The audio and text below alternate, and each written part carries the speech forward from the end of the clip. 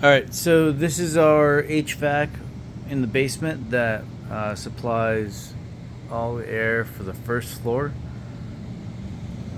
We mounted, this is the AprilAire 800. We mounted that onto the wall using this piece of wood mounted onto these studs. I guess we'll talk about the electric first. So coming this way, the electric is literally right here in this panel. We added this breaker right here for a 240 volt line. It's this cable right here. It comes all the way up, comes around this way, straight down.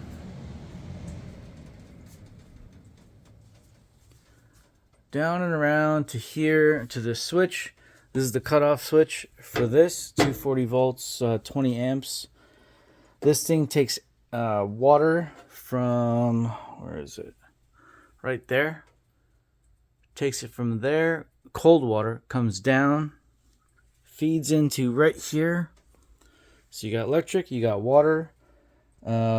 Steam coming out of this thing goes through this. It's just a regular pipe that goes through this.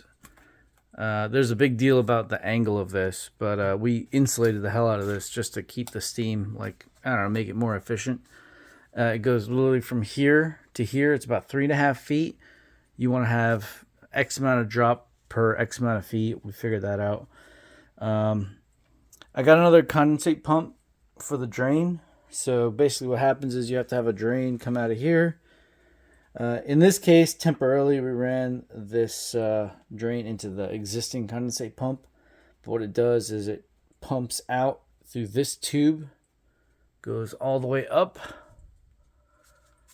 into that tube, which drains into the sump pump that's in the corner of the basement. I got another pump specifically for the humidifier, just so that they're separate and they're not attached to each other. And we just set it up like this temporarily. So yeah, there's like 4 things you have to do to get this to work. So the thing for you is if you got this thing put up in a closet, like the only thing that would go into your attic is the hot water, the steam, right? So if you could find a closet or something to put this in where you have access to electric and a drain, this could work for you for your attic setup.